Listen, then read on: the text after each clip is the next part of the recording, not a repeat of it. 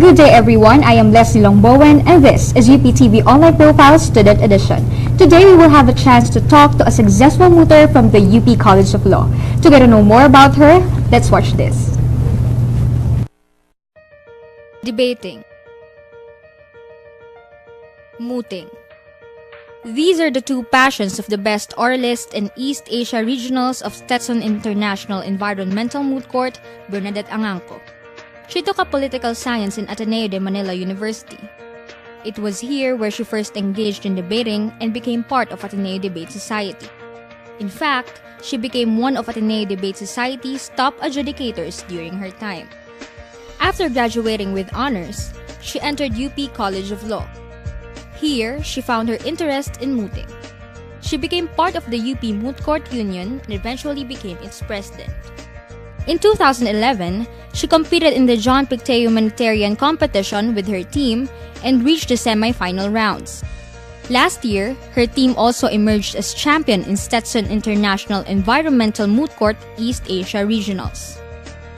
Bernadette Angangco, a debater, a mooter, and a student of the University of the Philippines. So good day Berna, welcome to the show. Hi. So, you have become successful in the field of mooting. Okay. Pero para sa kapakanan ng ating audiences, can you please explain the process of mooting? Well, mooting is probably can be considered mock trial. So, students from all over the world get together and we simulate proceedings before the International Court of Justice.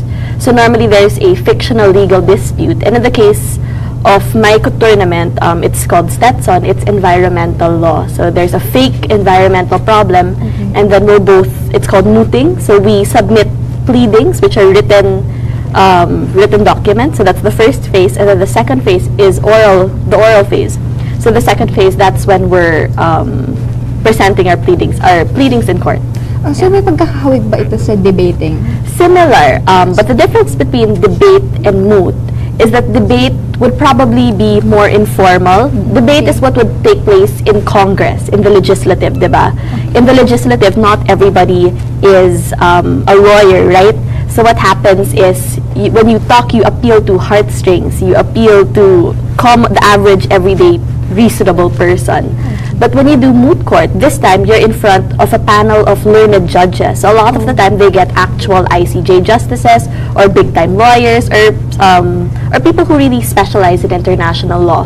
So so moot court is a lot more formal, like you say, Your Excellency all the time, and even your tone, you're not wild when you do debate. Yeah. So debating and mooting, so may pagkakaiba sila sa environment. Yes. So, but I believe you started out as a debater in college. Yes. I tried debating for a year, and then I moved to judging debates, which I like better because it's not as confrontational.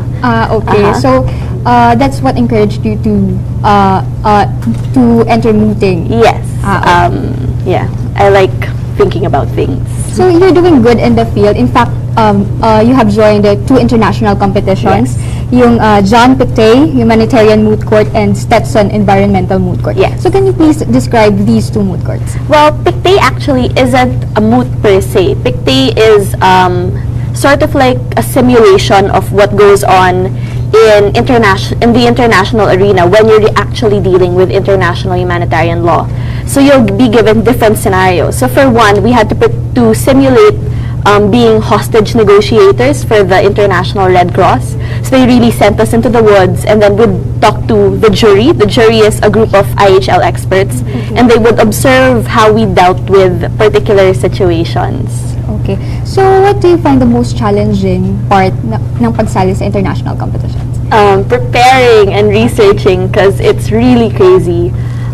You have to read so much, like piles of books, piles of journal articles. So it's really stressful, yeah. And the tough part is, it's not part of the normal curriculum in law. Yeah, so it's extra work. So now that we've known you as a mooter, let us talk about your life as a UP law student. Okay. But before that, we'll be pausing for a short break. So don't go away, we'll be right back.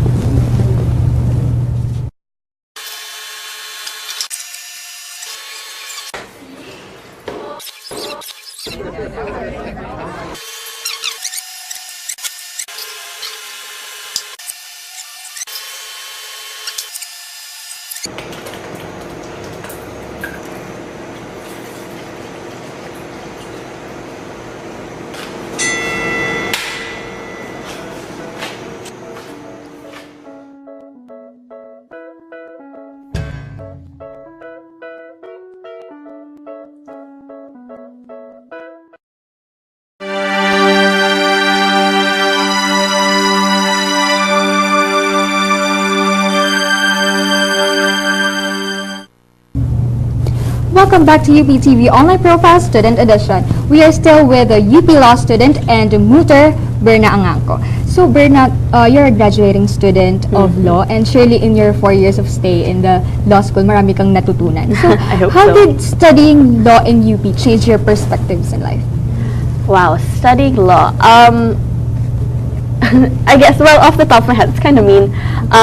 You do become a bit more short-tempered. At least for me, I think it affected my patience. Okay. Because the study of law is you have to be extremely precise.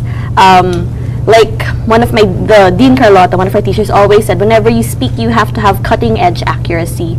Because that's the law. Parang you change one factual circumstance and the crime or the situation could change dramatically. So you have to be so precise. So now when people talk to me, I think in terms of the way I view the world, if it's not precise, if people are beating around the bush, it affects me. It goes, okay, wait, what are you trying to say? So I have to figure out what exactly it is they want.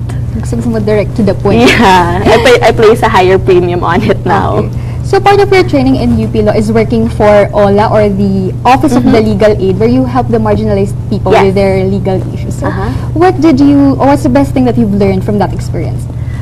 Oh, wow. The biggest takeaway I had was that it's kind of cliched, but people have so many problems. But my biggest takeaway is a lot of the time people just want to be heard. Like when people come to OLA, a lot of the time, they tell their whole life story. Like, they'll bring report cards from when they were in grade school. And, that's not relevant to the case at all.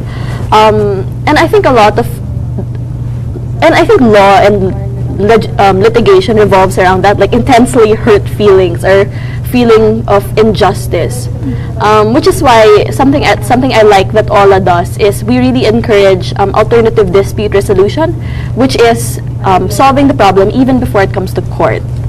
So for me, my biggest takeaway is when you see a problem, the answer is not always a harsh legal sanction. Sometimes it's really try to see if you can talk it out. And for me, that translates also to my problems in life, diba? Parang if people are fighting, before you say, before you judge na this person is objectively wrong, what you can do first is go, okay, why is this person acting this way? So you have to analyze why people act the way they do. Okay. So para sa mata ng isang nag-aaral ng law, how do you think can the law be fair to everybody? That it would not favor anyone, rich or poor? Wow, that's a loaded question. And I don't know if there's a simple answer to that. Kasi by virtue of differences in everyone, parang equality, absolute equality is a myth, diba? Parang by virtue of the fact that people aren't all the same, diba? Some are richer, some are poorer, and you can never make them exactly the same. So the law always has to, I guess, adapt to these different situations. So I don't know. I don't think there's an easy answer to that question. Okay. Yeah. So thank you so much for being here with us today, and No problem. It's nice to have you in our program. As humans, we want our voices to be heard, but sometimes we just need someone to listen. Berna showed us that behind our articulate selves lies our true ability to be good listeners. I am Leslie Longbowen, and this is UPTV Online Profiles Student Edition.